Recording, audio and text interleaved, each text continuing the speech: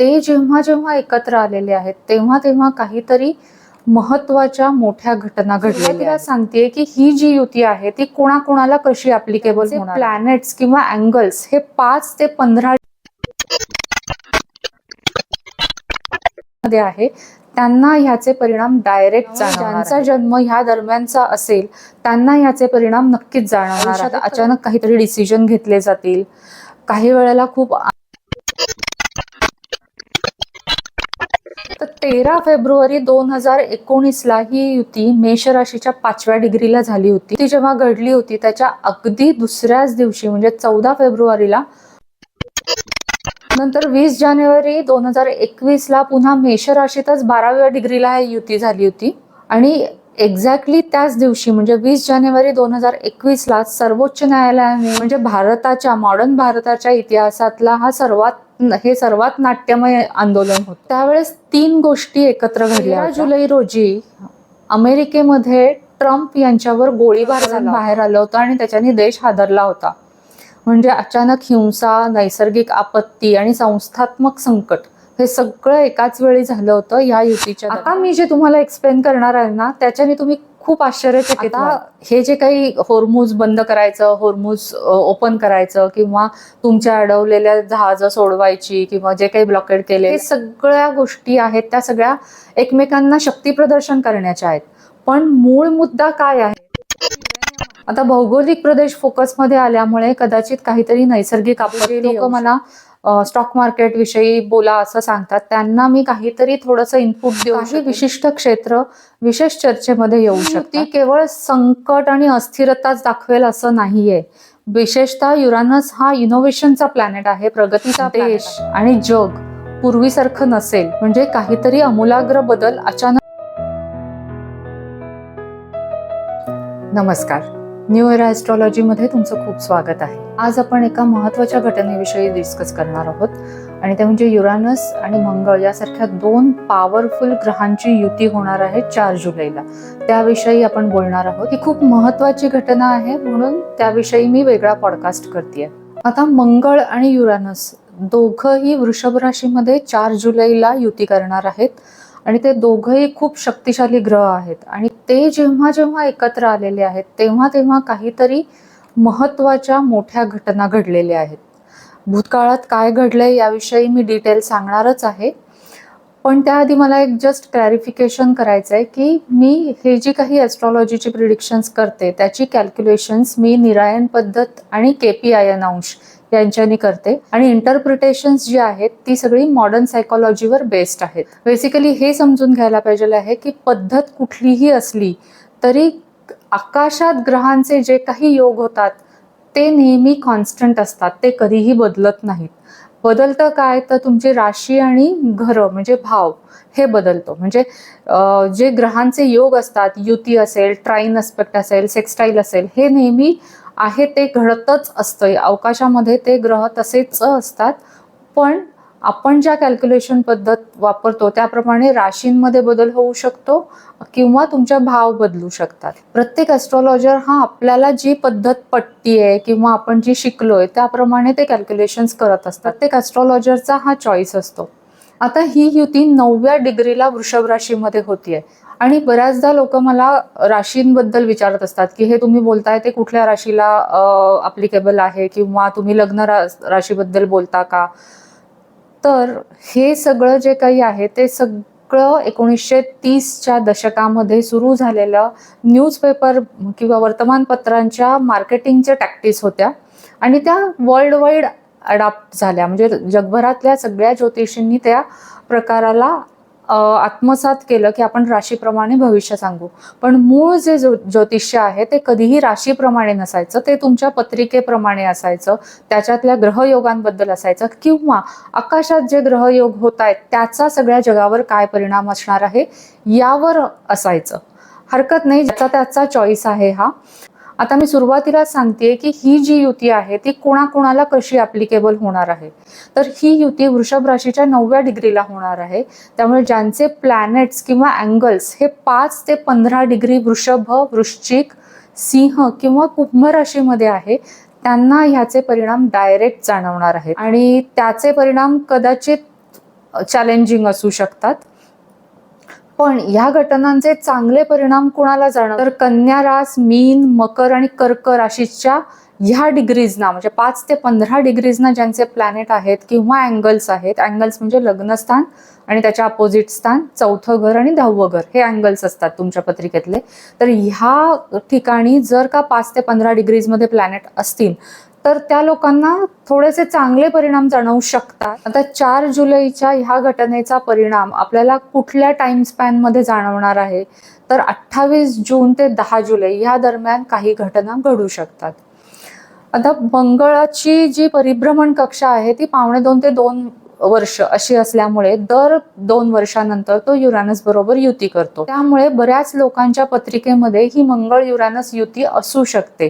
आता ज्यांच्या पत्रिकेत ही मंगळ युरानस युती आहे त्यांना पण ह्याचे परिणाम डायरेक्टली जाणवणार आहेत, कारण ही युती त्यांना त्या तुमच्या पत्रिकेतल्या युतीला डायरेक्ट ट्रिगर करणार आहे. म्हणजे फॉर एक्झाम्पल 7 नोव्हेंबर 1970 ला ही युती झाली होती, त्यामुळे ज्यांचा जन्म ह्या दरम्यानचा असेल त्यांना याचे परिणाम नक्कीच जाणवणार आहेत. कदाचित ते चांगले असतील, कारण दोन्ही अर्थ साइन आहे. त्यावेळेस कन्या राशीमध्ये ही युती झाली होती, आता वृषभ राशीत आहे. दोन्ही एकमेकांच्या बरोबर जाणाऱ्या साइन्स आहेत, राशी आहेत, त्यामुळे याचे परिणाम कदाचित चांगले असू शकतात. पण युरानस इन्व्हॉल्ड आहे, काहीच सांगता येत नाही. युरानस कधी खूप चांगलं पण करतो आणि कधी कधी खूप तो चॅलेंजेस पण देतो. पण ओव्हरऑल ही युती आकाशात घडणार आहे आणि त्याचे परिणाम आपल्या सगळ्यांना कमी जास्त प्रमाणात जाणवणार आहेत. म्हणजे ज्या लोकांना याचे परिणाम डायरेक्ट जाणवणार आहेत त्यांना असं लक्षात येईल की आयुष्यात अचानक काहीतरी डिसिजन घेतले जातील. काही वेळेला खूप अनावर संतापाच्या घटना घडू शकतात, भांडणं घडू शकतात, किंवा स्पीडमुळे, इलेक्ट्रिसिटीमुळे किंवा एखाद्या धारदार वस्तूमुळे काही अपघात छोटे मोठे होऊ शकतात.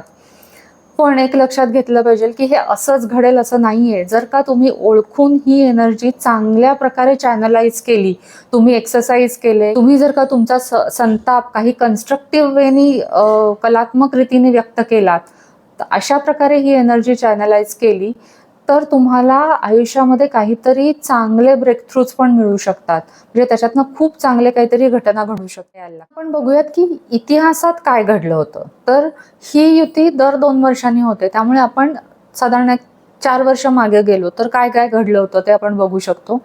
तर 13 फेब्रुवारी 2019 ला ही युती मेष राशीच्या 5व्या डिग्रीला झाली होती. मेष रास ही मंडेन ॲस्ट्रॉलॉजीमध्ये म्हणजे जागतिक लेवलच्या ॲस्ट्रॉलॉजीमध्ये वॉर दाखवते, युद्ध दाखवते. आणि ही युती जेव्हा घडली होती त्याच्या अगदी दुसऱ्याच दिवशी म्हणजे 14 फेब्रुवारीला पुलवामाचा हल्ला झाला होता आणि त्याच्यामध्ये बरेच आपले जवान शहीद झाले होते. आणि नंतर बरोबर 1 आठवड्यानी भारताने बालाकोटचा एअर स्ट्राईक केला होता. आता युरानस हा एव्हिएशन इंडस्ट्री, स्पेस, नंतर एअर ट्रॅव्हल, विमान प्रवास हे सगळं दाखवतो आणि मंगळ वॉर दाखवतो. त्यामुळे ही घटना, एअर स्ट्राईक करणे, वॉर होणे, ही घटना किती एक्झॅक्ट सिम्बॉलिझम आहे या युतीचं हे समजून घ्यायला पाहिजे. नंतर 20 जानेवारी 2021 ला पुन्हा मेष राशीतच 12व्या डिग्रीला ही युती झाली होती. आणि एक्झॅक्टली त्याच दिवशी म्हणजे 20 जानेवारी 2021 ला सर्वोच्च न्यायालयाने शेतकऱ्यांच्या ट्रॅक्टर रॅलीवर निर्णय दिला होता. आणि बरोबर 6 दिवसांनी म्हणजे प्रजासत्ताक दिनाच्या दिवशी लाखो शेतकरी दिल्लीत घुसले होते. त्यांनी बॅरिकेड्स तोडले होते आणि थेट लाल किल्ल्यावर पोहोचले होते. म्हणजे मॉडर्न भारताच्या इतिहासातला हे सर्वात नाट्यमय आंदोलन होतं. आता 2 ऑगस्ट 2022 ला मेष राशीच्या 24व्या डिग्रीला ही युती झाली होती आणि तेव्हा राहू पण त्यांच्याबरोबर होता. त्यामुळे जे काही घडलं ते अतिशय विधिलिखित वाटतंय किंवा ते ओव्हरऑल समाजाला प्रगतीकडे नेणारं वाटतंय. त्यावेळेस 3 गोष्टी एकत्र घडल्या होत्या. ते म्हणजे द्रौपदी मुर्मू आपल्या देशाच्या पहिल्या आदिवासी राष्ट्रपती झाल्या होत्या.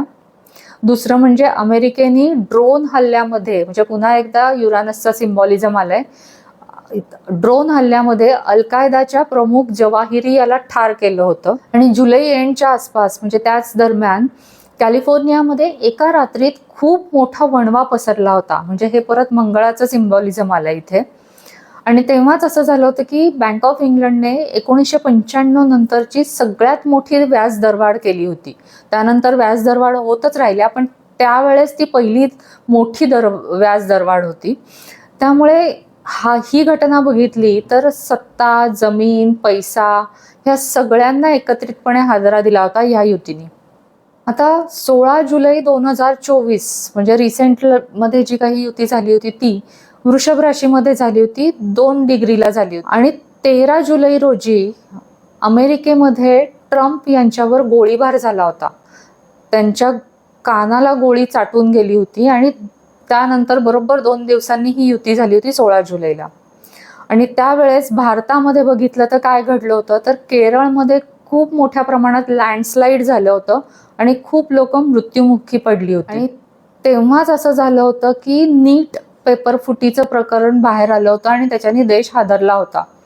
म्हणजे अचानक हिंसा, नैसर्गिक आपत्ती आणि संस्थात्मक संकट हे सगळं एकाच वेळी झालं होतं या युतीच्या दरम्यान. आपण पुढे याचं सविस्तर विश्लेषण करणार आहोत की जागतिक लेवलला ह्याचे काय परिणाम होणार आहेत, भारताच्या लेवलला काय परिणाम होणार आहेत. पण त्या अगोदर आपण ही घटना एक्झॅक्टली काय आहे ते समजून घेऊ. तर ही युती तर होतीये, पण ती एकटी होत नाहीये युती, ती इतर ग्रहांना पण काही ना काहीतरी मेसेजेस देतेय. तर एक T² फॉर्म होतोय, म्हणजे केंद्रस्थानी ही युती असेल मंगळ युरानसची आणि दोन्ही बाजूला 90 अंशाच्या अंतरावर शुक्र, केतू आणि दुसरीकडे कुंभ राशीतले चंद्र आणि राहू असतील. केंद्रस्थानी असलेले हे मंगळ आणि युरानस जुन्या गोष्टींना ब्रेक करणार आहेत आणि अचानक आपल्याला एका नव्या मार्गावर ढकलणार आहेत. म्हणजे ज्या काही गोष्टी खूप वर्षांपासून अडकून पडलेल्या होत्या त्या अचानक सुटतील आणि त्याच्यातनं नवीन मार्ग मिळेल. कदाचित थोडंसं डिस्टर्बिंग असेल हे, कदाचित त्याच्यातनं आपल्याला टेन्शन येईल, पण अल्टिमेटली शेवट त्याचा असा होणार आहे की आपल्या आयुष्याची दिशा बदलू शकते. आणि जे काही बदल घडणार आहेत ते कायमस्वरूपी स्थैर्य देणारे असतील, कारण ही युती मकर राशीतल्या प्लुटो बरोबर पण चांगला आस्पेक्ट करते. ही एक ट्रान्सफॉर्मेटिव्ह पॉवर आहे. त्यामुळे ह्या आस्पेक्टमुळे म्हणजे ह्या योगामुळे सगळे अडथळे दूर होतील आणि आपल्याला एक नवीन मार्ग, एक नवीन सिस्टीम आपल्या आयुष्यात तयार होतीये. आता हे सगळं खूप केओटिक वाटलं, गोंधळाचं वाटलं, तरीही त्याच्यामध्ये एक हेतू आहे, म्हणजे एक पर्पज इन केओस असं आहे. आता आणखी एक चांगला योग होतोय तो म्हणजे ही युती कर्क राशीतल्या गुरु आणि बुधाबरोबर सेक्स्टाईल आस्पेक्ट म्हणजे 60 डिग्रीचं अंतर असणार, जो खूप चांगला योग आहे. तसंच ती मीन राशीतल्या नेपच्यून बरोबर पण सेक्स्टाईल आस्पेक्ट करते आहे. म्हणजे जे काही घडेल त्याविषयी खूप इमोशनल संवाद होतील, काहीतरी इमोशनल बातम्या पण येऊ शकतात. म्हणजे सगळ्या मीडियामध्ये एक अर्जंट आणि इमोशनल बातम्या असू शकतात. नेत्यांकडनं मोठे दावे केले जाऊ शकतात, शांतता प्रस्ताव मांडला जाऊ शकतो किंवा त्याच वेळेस वॉर्निंग्स पण दिल्या जाऊ शकतात. म्हणजे असं होईल की आपल्याला आता गोंधळाचं वाटते, आत्ता क्लॅरिटी पाहिजे आहे, तर त्याच वेळेस अशा कन्फ्युजिंग बातम्या यायला. पण बघूयात की ह्याचा परिणाम आपल्यावर काय होणार आहे. आता मी जे तुम्हाला एक्सप्लेन करणार आहे ना, त्याच्याने तुम्ही खूप आश्चर्यचकित व्हाल. आता युरानस ग्रहाबद्दल आपण बघितलं की तो एव्हिएशनचा असतो, एअर ट्रॅव्हलचा असतो, स्पेस वॉर ह्या सगळ्याचा असतो. पण युरानस हा युरेनियमचा पण ग्रह आहे. म्हणजे 1781 मध्ये जेव्हा युरानस सापडला होता त्यानंतर काही वर्षांनी लगेचच युरेनियम सापडलं होतं. त्यावेळेस त्याचं नाव युरेनियम नव्हतं, म्हणून विचार केला, बऱ्याचशा ॲस्ट्रॉलॉजर्सना कन्सल्ट केलं गेलं की ह्या मूलद्रव्याचं नाव काय ठेवायचं. तेव्हा सजेस्ट करण्यात आलं की हा युरानस आत्ताच सापडलेला आहे, तर ह्या मूलद्रव्याचं नाव आपण युरॅनम ठेवू. त्यामुळे युरानस हा युरेनियम रूल करतो आणि त्यामुळे युरानस हा न्यूक्लिअर पॉवर, न्यूक्लिअर टेक्नॉलॉजी ह्या सगळ्या आण्विक तंत्रज्ञानाशी पण जोडला गेलेला आहे. आणि आता जेव्हा 2026 मध्ये अमेरिका आणि इराण यांच्यामध्ये जे काही ताणतणाव सुरू आहेत ते थेट युरेनियमवरनं सुरू आहेत. आजच बातमी आली आहे की त्यांच्यामध्ये एक करार होणार आहे, युद्ध संपण्याची चिन्ह आहेत. आता हे जे काही होर्मुज बंद करायचं, होर्मुज ओपन करायचं किंवा तुमच्या अडवलेल्या जहाजं सोडवायची किंवा जे काही ब्लॉकेड केलेलं आहे अमेरिकेने किंवा इवन इस्रायल बरोबरचे, हे सगळ्या गोष्टी आहेत त्या सगळ्या एकमेकांना शक्ती प्रदर्शन करण्याच्या आहेत. पण मूळ मुद्दा काय आहे तर युरेनियम आहे. कारण इराणकडे 440 किलो अत्यंत शुद्ध युरेनियम आहे आणि ट्रम्प म्हणतायत की ते त्यांना द्यावं लागेल, म्हणजे त्यांनी त्यांचं जे काही आण्विक तंत्रज्ञान आहे ते सोडून द्यायला लागेल. आणि इराणचे सर्वोच्च नेते अजून त्याच्याविषयी अग्री झालेले नाही आहेत. त्याविषयी काहीच टर्म्स अँड कंडिशन्स अजून तरी आलेल्या नाही आहेत बाहेर. पुढच्या 60 दिवसात ह्याविषयी काहीतरी डिस्कस होणार आहे आणि ठरणार आहे. पण ह्याची दिशा काय असेल हे अजिबात ठरलेलं नाहीये. आता फक्त ते अग्री झालेत की आपण ह्यावर काहीतरी तोडगा काढूयात म्हणून. आता ह्या सगळ्यामध्ये रशियाची भूमिका खूप महत्वाची आहे. रशियाने ऑलरेडी ही ऑफर दिलेली आहे की हे युरानियम आम्ही आमच्याकडे ठेवू शकतो, पण ट्रम्पनी त्याला नाही म्हटलंय. आता 4 जुलैच्या आसपास हे सगळं अग्रीमेंट डिस्कस होणं युरेनियमवरनं, हे सगळं खूप पीकला जाणार आहे. म्हणजे आता बघितलं आपण सिम्बॉलिझम परत एकदा बघूयात की मंगळ म्हणजे युद्ध, युरॅनस म्हणजे युरेनियम. आणि जेव्हा मंगळ आणि युरॅनसची ही युती होतीये आणि तेही युरेनियमवरनं होणाऱ्या युद्धाच्या सर्वात महत्वाच्या क्षणी ही युती होतीये, हा योगायोग नाहीये. हे सगळं विधिलिखित आहे किंवा हे तेच सिम्बॉलिझम दाखवतंय की हे सगळं का घडतंय. म्हणजे मग आपल्याला असं लक्षात येईल की काय आपल्या 4 जुलैच्या आसपास आपल्याला काय घटना अनुभवायला येऊ शकतात. तर युरॅनस असल्यामुळे तो अचानक कुठल्याही दिशेने रिझल्ट देऊ शकतो. म्हणजे जागतिक पातळीवर बघितलं तर यांचा जो काही अणु करारावरचे जे काही टर्म्स अँड कंडिशन्स आहेत त्या एकमेकांना पटकन ऍक्सेप्ट होऊन हा करार होऊन जाईल आणि जग एकदम ह्या सगळ्या संकटातनं सुटेल. म्हणजे सगळेजण सुटकेचा निश्वास घेऊ शकतात. आणि हे खूप अचानक म्हणजे अनएक्सपेक्टेडली घडू शकतं. म्हणजे जेव्हा आपल्याला असं टेन्शन आहे की आता इराण काय म्हणणार, रशिया काय करणार, अमेरिका काय करणार, या टर्म्स अँड कंडिशन्स कशा असणार या 60 दिवसातल्या, हे सगळ्याचं टेन्शन असताना हे अचानक सहजपणे घडून जाऊ शकतं की हा करार मान्य होऊन सगळं युद्ध पूर्णपणे थांबू शकतं. ही एक शक्यता आहे. किंवा जर का इराणनी हे ऍक्सेप्ट नाही केलं की आम्ही आमचा साठा नाही देणार तुम्हाला किंवा आम्ही हा साठा नष्ट नाही करणार, तर इराणच्या अणुकेंद्रावर नवीन लष्करी हल्ला पण होऊ शकतो. यामध्ये रशियाची अचानकपणे महत्वाची भूमिका होऊ शकते याच्यामध्ये. कारण ही जी काही मंगळ आणि युरॅनसच्या युतीची लाईन आहे ती रशियाच्या मिड हेवन मधनं जाते, तुम्ही बघू शकता चार्टमध्ये. आणि हीच युतीची मिड हेवनची लाईन खाली बघितलं तर तिबेट, बँकॉक, कुआलालंपूर, ल्हासामधनं पण जातीये. आणि आता लक्षात घ्या की म्हणजे रशियाची भूमिका तर ह्याच्यामध्ये महत्वाची असणारच आहे. इदर वे म्हणजे पॉझिटिव्ह आणि निगेटिव्ह दोन्ही प्रकारे ही भूमिका महत्वाची असणार आहे जे काही घडेल त्याच्यामध्ये. आणि आपल्या भारताच्या लेवलला बघितलं तर ऑपरेशन सिंदूर अजूनही अधिकृतपणे संपलेलं नाहीये. त्यामुळे आपल्या ज्या काही बॉर्डरवरनं ही लाईन जाती आहे तिथे म्हणजे भारत चीन सीमेवर तिबेट जवळ अचानक काहीतरी तणाव येऊ शकतो. किंवा इव्हन थायलंड आणि मलेशियामध्ये पण काहीतरी राजकीय उलथापालथ होऊ शकते. आता जर आपण भारताच्या स्वातंत्र्याची पत्रिका बघितली तर ही युती भारताच्या लग्नस्थानाशी युती करते. असेंडंट बरोबर कंजंक्शन आहे. 3 डिग्रीचं अंतर असणार आहे. 2024 मध्ये पण ही वृषभ राशीत झाली होती, लग्नस्थानाशीच युती होती, पण त्यावेळेस थोडं जास्त अंतर होतं, 5-1 डिग्रीचं अंतर होतं. आणि तेव्हा मेनली भारतामध्ये नैसर्गिक आपत्ती हा हायलाइट होता आणि नीट पेपरफुटीमधला गैरव्यवहार वगैरे हे सगळ्या लाईटमध्ये आल्या होत्या. मग आता 2026 मध्ये काय शक्यता आहेत त्या बघूयात आपण. भारताचं लग्नस्थान याच्यात इन्व्हॉल्ड आहे. त्यामुळे लग्नस्थान काय दाखवतं तर भारताच्या पर्सनॅलिटी, अस्तित्व, त्याचा भौगोलिक प्रदेश हे सगळं दाखवतो. त्यामुळे ह्या 2 ठिकाणी काहीतरी महत्वाच्या घटना घडू शकतात. म्हणजे सीमा प्रदेशांवर अचानक काहीतरी लष्करी कार्यवाही होऊ शकते कारण भौगोलिक प्रदेश इन्व्हॉल्ड आहे.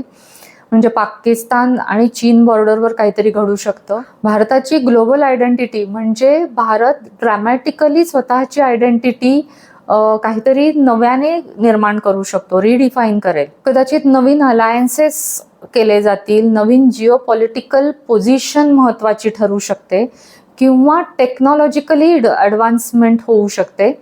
कारण युरॅनस इन्व्हॉल्ड आहे त्यामुळे टेक्नॉलॉजिकल ॲडव्हान्समेंटमध्ये काहीतरी घडू शकतं किंवा काहीतरी टेक्नॉलॉजिकल पार्टनरशिप पण होऊ शकते.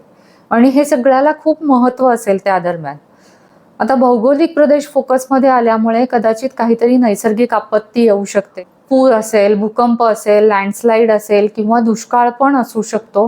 आणि काहीतरी इन्फ्रास्ट्रक्चर डिझास्टर असं पण होण्याची बरीच शक्यता आहे.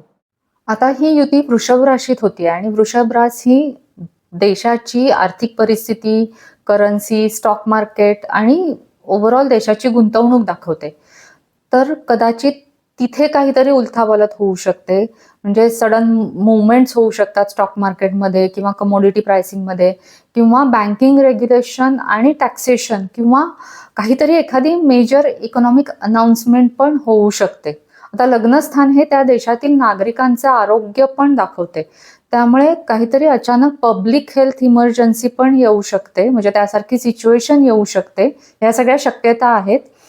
म्हणजे एखादा नवीन साथीचा रोग पसरू शकतो किंवा कंटॅमिनेशन क्रायसिस पण होऊ शकतो. पाण्यातनं कंटॅमिनेशन होणे, ऑलरेडी काही ठिकाणी प्रदूषित पाण्याचा पुरवठा होतोय, त्यामुळे ह्या रिलेटेड काहीतरी होऊ शकतं. आणि इन जनरलच मंगळ युरानसचा जेव्हा योग होतो ना, तेव्हा काहीतरी फायर रिलेटेड इन्सिडेन्सेस घडू शकतात, कुठेतरी आग लागणे वगैरे अशा गोष्टी घडू शकतात. आता आपण थोडंसं ह्या युतीचा परिणाम आर्थिक आणि औद्योगिक दृष्टिकोनातनं कसा होणार आहे, म्हणजे जे लोक मला स्टॉक मार्केट विषयी बोला असं सांगतात, त्यांना मी काहीतरी थोडंसं इनपुट देऊ शकेन की हा ट्रेंड काय असेल ते मी थोडंसं प्रेडिक्ट करण्याचा प्रयत्न करते. काही विशिष्ट क्षेत्र विशेष चर्चेमध्ये येऊ शकतात, कारण मंगळाचा संबंध लोखंड, स्टील, इंजिनिअरिंग, डिफेन्स रिलेटेड जे काही इन्स्ट्रुमेंट्स असतात ते, यंत्रसामग्री आणि औद्योगिक उत्पादनाशी जोडला जातो. Aviation, defence technology, power infrastructure, fintech म्हणजे फायनान्शियल टेक्नॉलॉजी, डिजिटल पेमेंट्स आणि रिन्युएबल एनर्जी क्षेत्रामध्ये काहीतरी अचानक घोषणा होऊ शकतात किंवा काहीतरी टेक्नॉलॉजिकल ॲडव्हान्समेंट होऊ शकते किंवा एखादा ब्रेक थ्रू मिळू शकतो. आणि त्याच वेळेस हवामानातील अनपेक्षित बदलांमुळे काही वादळं येणे, उष्णतेच्या लाटा येणे, ह्याचा शेतीवर होणारा परिणाम, यासारख्या घटनांमुळे ॲग्रिकल्चरल कमोडिटीज किंवा फूड प्राइसेस याविषयी चर्चा होऊ शकते. तसंच क्रूड ऑइल, फार्मास्युटिकल्स, काही केमिकल्स आणि औषध निर्मिती ह्या रिलेटेड पण काही पॉलिसीज किंवा काही घोषणा किंवा त्यामध्ये काहीतरी इनोव्हेशन होऊ शकतं. तसंच स्ट्रॅटेजिक मिनरल्स जे आहेत, म्हणजे लिथियम, निकेल, कॉपर, युरॅनियम किंवा रेअर अर्थ एलिमेंट्स जे आहेत, त्यांच्याशी संबंधित बातम्या किंवा एखादा धोरणात्मक निर्णय घेतला जाऊ शकतो किंवा किमतीमध्ये अस्थिरता दिसू शकते. म्हणजे हे साधारणतः ट्रेंड आणि कुठल्या इंडस्ट्रीज यामुळे अफेक्ट होणार आहे याविषयी मी साधारण सुतोवाच केलेलं आहे. होपफुली त्याचा फायदा होईल तुम्हाला. आता ही युती केवळ संकट आणि अस्थिरताच दाखवेल असं नाहीये. विशेषतः युरानस हा इनोव्हेशनचा प्लॅनेट आहे, प्रगतीचा प्लॅनेट आहे.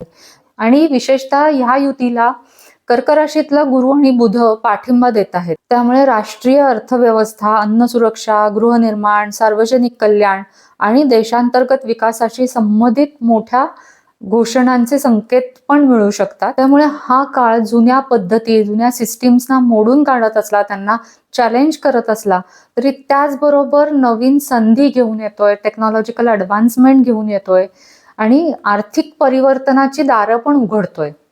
त्यामुळे हा काळ स्टेबल नक्कीच नसणार आहे, पण इनोव्हेटिव्ह असेल, थोडा डिस्ट्रप्टिव्ह वाटेल, पण खूप काहीतरी वेगवान बदल घडू शकतात असे काहीतरी संकेत देणारा हा काळ असेल. थोडक्यात 2019 मधला पुलवामा अटॅक असेल किंवा 21 मधला लाल किल्ल्यावरचा निषेध असेल, 2022 मधली जवाहिरीची हत्या असेल किंवा 24 मधला ट्रम्प यांच्यावरचा हल्ला असेल, मंगळ युरानस युतीने काही ना काहीतरी मोठ्या घटना घडवून आणलेल्या आहेत. आता 4 जुलैला हे युती एक्झॅक्ट होणार आहे 0 डिग्रीनी आणि त्याच दिवशी अमेरिकेचा 250वा वाढदिवस पण असेल.